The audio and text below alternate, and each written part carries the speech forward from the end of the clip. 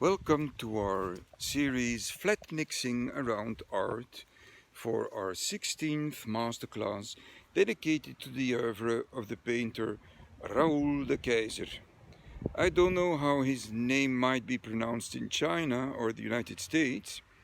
Actually it means Ralph the Emperor, but in Belgium we just call him Raoul De Keyser. Behind me you will recognize a monkey puzzle tree, which has served as a subject in numerous of his paintings. Raoul De Keyser left us in 2012, but today I will be received in his studio by his son Piet, who will show me some paintings. Ik volg u.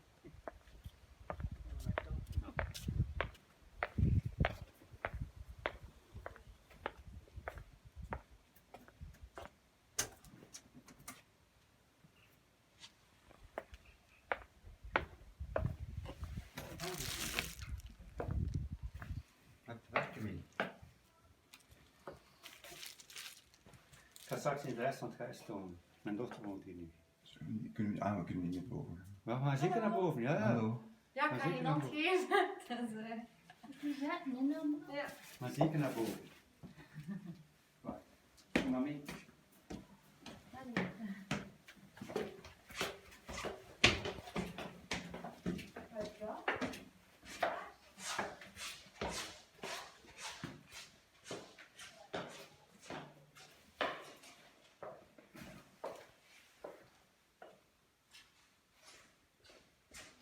Zoals je ziet is de situatie serieus veranderd, maar het is nog wel in opbouw, hè? Maar ik ga het u straks zetten.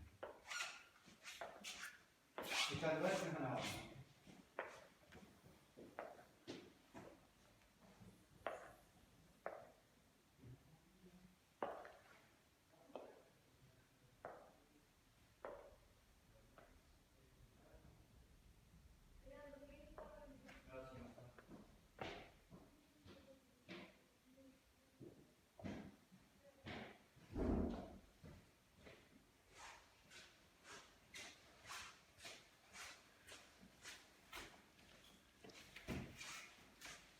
De voorbereiding op de halfwoord. Ik heb me gelukkig kunnen verzamelen allemaal.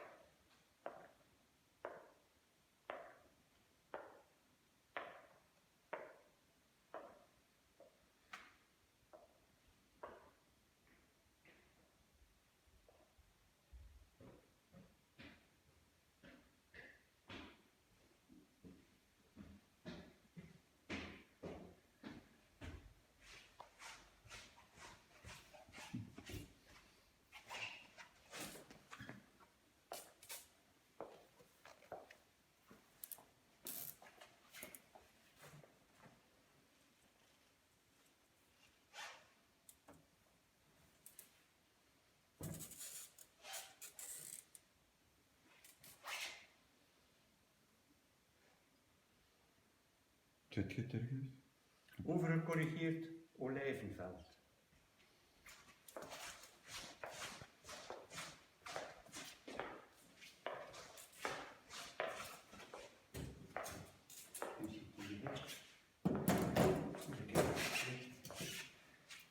werk.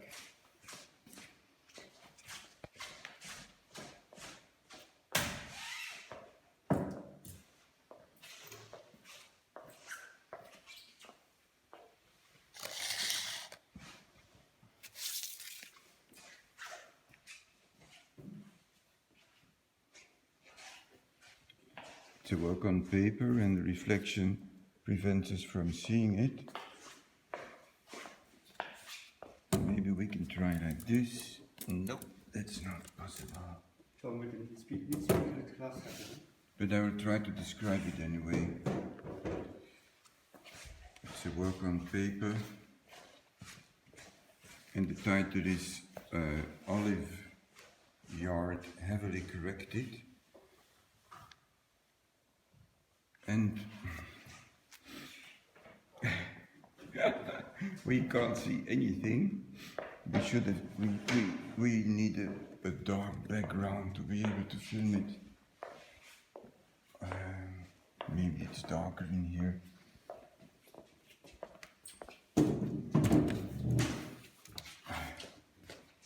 Anyway, what we can guess from this image is that you see very tiny white dots, which are actually the non-painted background, and the painting itself is executed in a color that looks like black, but is probably a mixture with hooker green.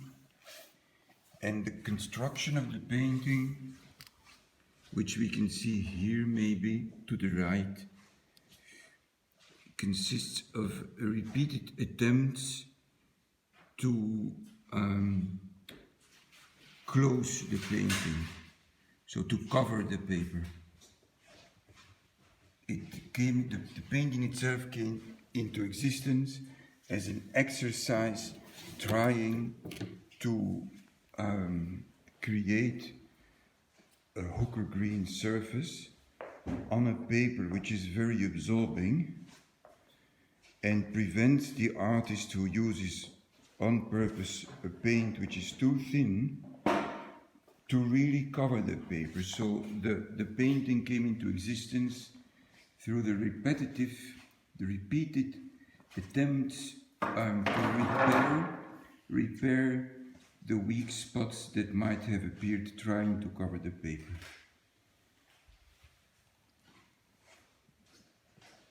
Here we see an early painting, also on paper. Maybe it's a print. Is it a print? It's an original. It's gouache, says Raoul's son.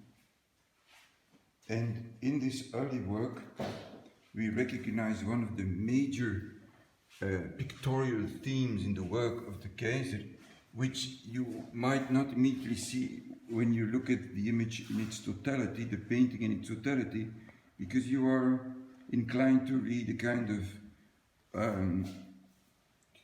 image or composition in it, and not a reflection upon painting, which it is. And it is so in the different ways Raoul De Keyser suggests the presence of a thick line. Do you see? The green line here is totally the pale green line, different. It's different from the dark green, emerald green one. It's different from this hesitating, trembling black line, and it's also different from the yellow one here and the black one here. There are three attempts to, as Raoul coined it, cross the canvas, cross the field. And the word field, of course, refers to a subject matter that came back very often in his works, which is soccer, and which originated, of course, in his sons playing soccer, and him being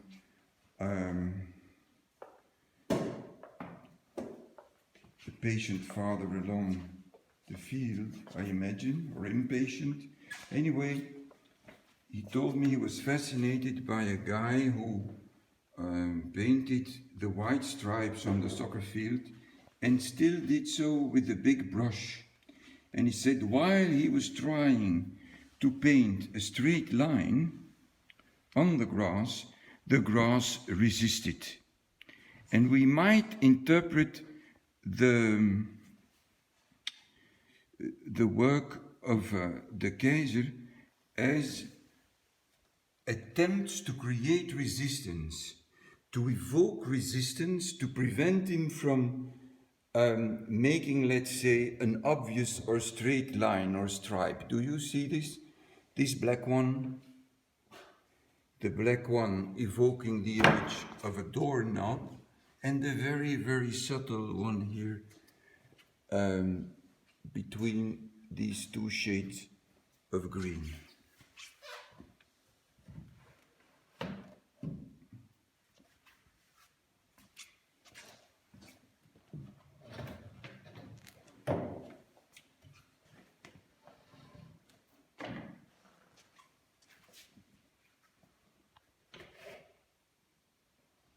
Welk jaar?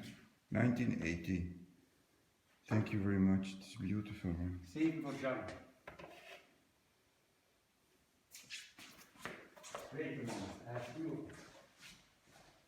In this work, you will immediately now recognize the pictorial themes I spoke about, the different ways of painting or not painting a stripe, or putting down a brush stroke. In this case, for example, we see how he left the original canvas empty, or maybe he did not leave it empty, but he first painted the black shape. I don't know, I'm not sure, but I think so. And then he painted what we experience as the background, leaving part of the canvas in the background open. And then he organized these tiny green accidents on top of the black stripes, here mixed with the supposed background, then again seemingly underneath or on the border of the gray background. And this green comes back on the border of the painting, where it seems to be applied. Very often I use the word clumsily. I don't know how to put it differently in English. It seems not to be applied carefully, if you see what I mean. It's applied differently. It's not applied in the same way as this blue border.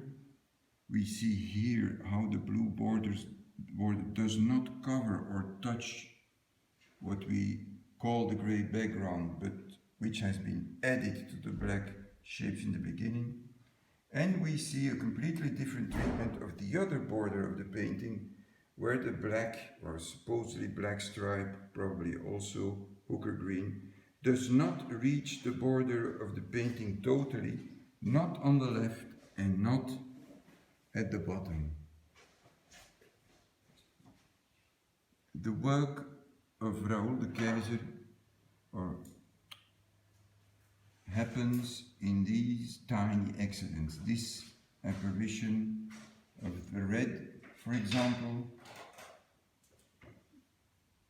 the other type of border of blue here with the tiny field of empty canvas between the blue and the gray background. Here this blue corner, very beautiful. How can I put it? Not a corner, but the opposite of a corner, the curve, blue with darker blue, 3 darker blue, 4, there's a very little one, brush strokes, reinforcing it. The green stripe on the right, which we have seen is not a stripe, but it's more like a cloud, a rectangular, very delicately applied cloud. Another type of gray here in the corner. The grey itself has a green hue.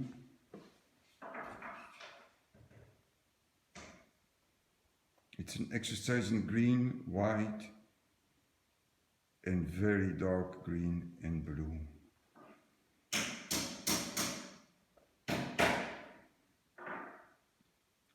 Here we see another work which uses elements we saw before. Is it a diptych, Piet? Because the seven words. 7 works, I see. 7 foreshadowing. Because we see how this movement continues there. And then we also see how this field, dark green field, does not touch the border of the canvas, reveals what seems to be a white treatment of the canvas, but I don't think it is, because it even leaves a border of non-painted canvas next to it.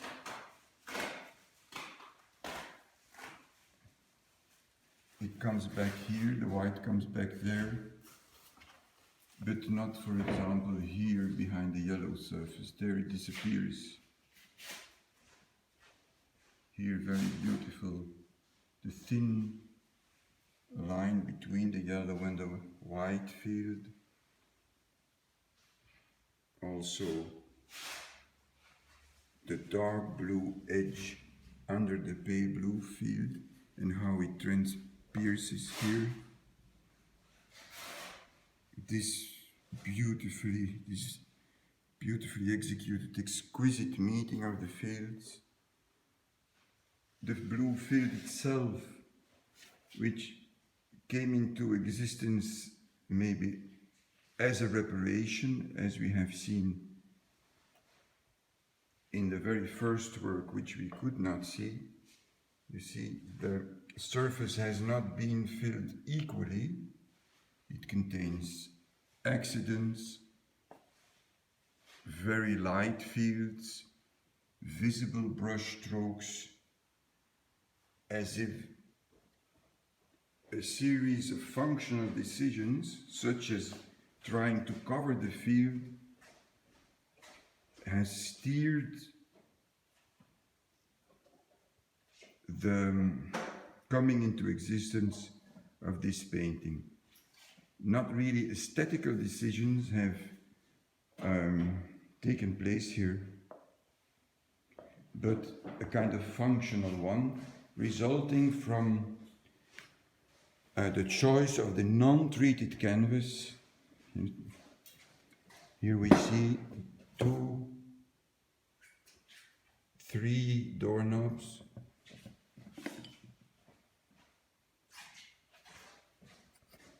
We see why this might have been interesting, because it immediately invites to paint a geometrical shape. We see a doorknob there. Yes, I wanted to come back to make sure we saw that the canvas has not been treated. The white stripe here is a kind of joke. It suggests the canvas has been treated, whereas, as I said, it came into existence through the attempt to cover a shocking, absorbing canvas with a paint that is too thin to really cover it. So a repeated application of these layers is the only way to cover the canvas.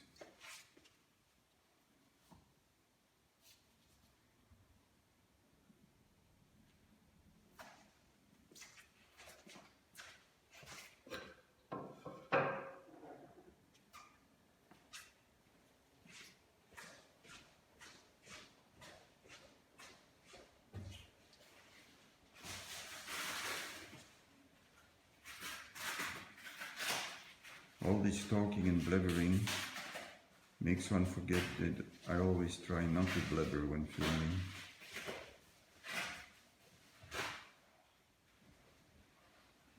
And that I was deeply impressed when I met Raoul De Keyser for the first time. He was a true gentleman, cultivated, librarian, a reader, an avid reader, and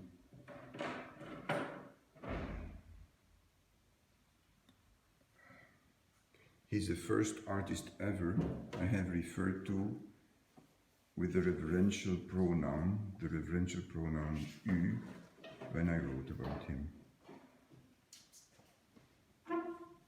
We saw the darker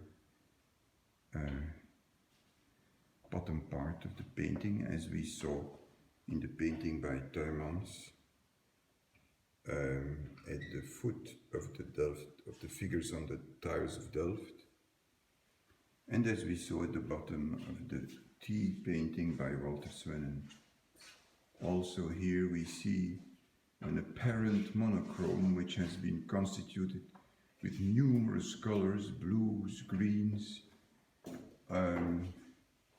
They remind us of a sky, not because it's blue, but because also in the sky one might discover lots of blues at the same time, several layers of clouds covering and unveiling each other.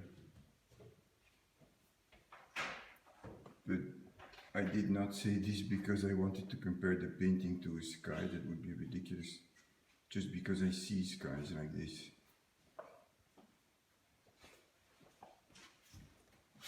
In this painting it's hard to film.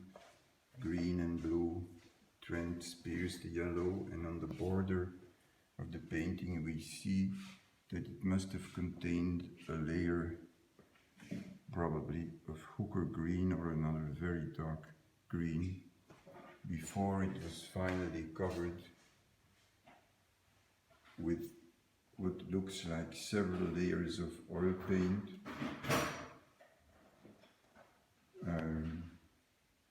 Might also be acrylic paint, because Mr. De Keyser used both of them. Here we also see an apparent monochrome, but it consists of a great number of stripes, almost invisible. There's also a combination of shiny paint, glossy paint and matte paint. Impossible to film. 3 exercises in painting a monochrome, 3 times differently. To the left, using diagonal stripes, in the middle, making a canvas very dark green and then covering it with a transparent layer of yellow or several transparent yellows of greenish yellow, and to the right an apparent monochrome constituted of lots of stains of different colors. Now I discover a very, very beautiful painting.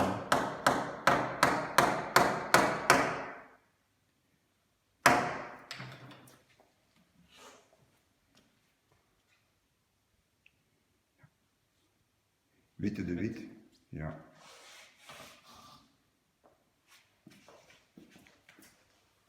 It's very, very, very beautiful painting. I move.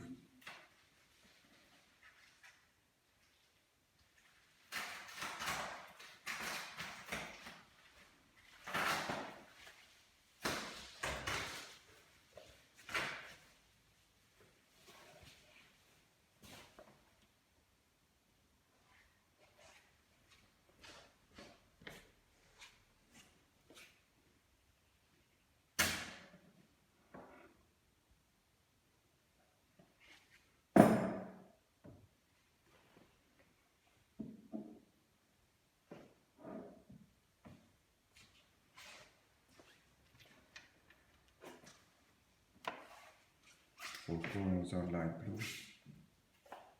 The painting has been finished with transparent layers, vertically applied and creating a kind of mist, fog.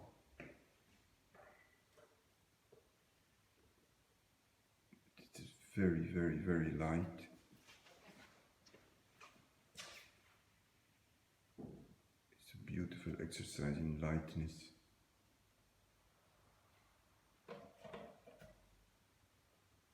Thank you, Piet. It's also extremely beautiful. Also with the width. Thank you. I show you the back. No. Thank you.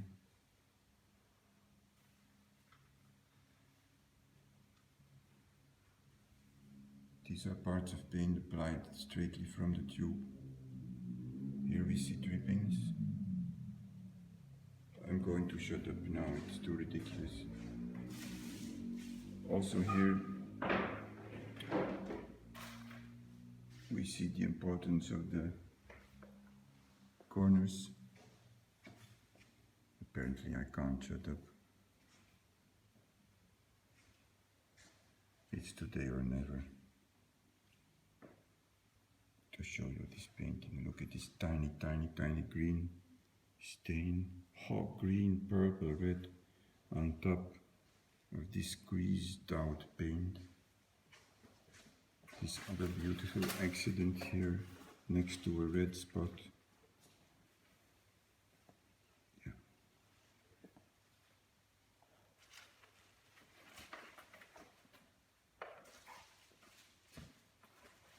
This painting presents itself more as an object with a dense structure in comparison to this one. They're both as delicate. Did I see all of them, Piet? Did I see all of them? Heb ik ze allemaal gezien? Gaan we dan koffie drinken? Ja. Heb je die gezien? Maar het is een gouache op papier ook, hè. Aha. Het is ook moeilijk. Heb je lichtblad? Kunt je laten licht? Nee. Het is moeilijk, hè. Dus Oh. Oh, ik had chalklines, niet... hè. Chalkline. Ik had niet gezien dat je... Ja, ik had het. Het is hier nog nooit getoond is, hè.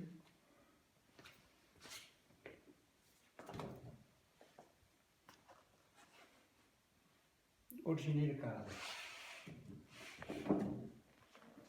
Thank you.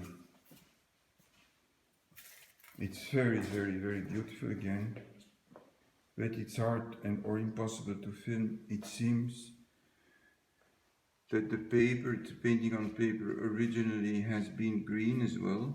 Maybe we can find a trace at the bottom. Yes, maybe here, very pale, pale greenish turquoise like blue. Then it has been covered with thin layers of white in horizontal brush strokes. And then he has added two stripes, white stripes.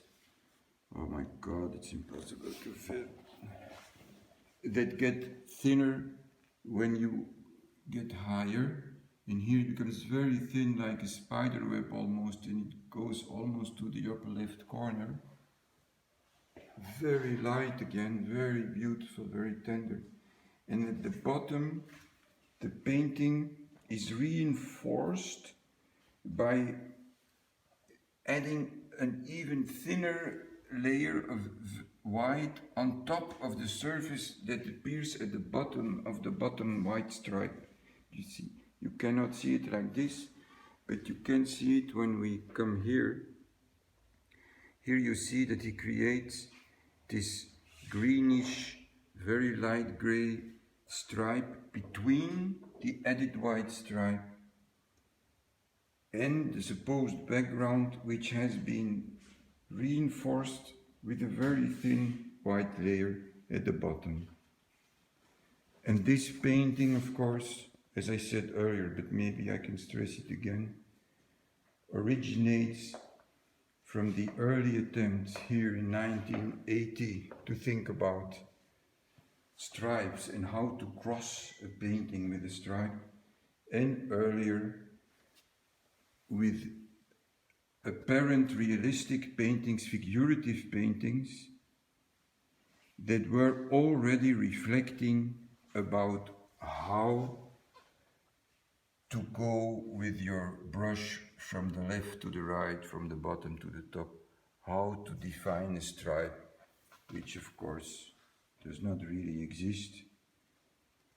It's always an assembly of dots.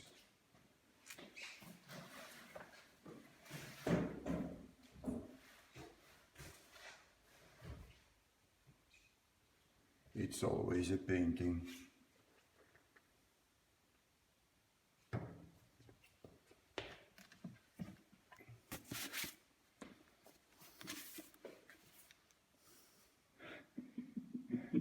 Thank you.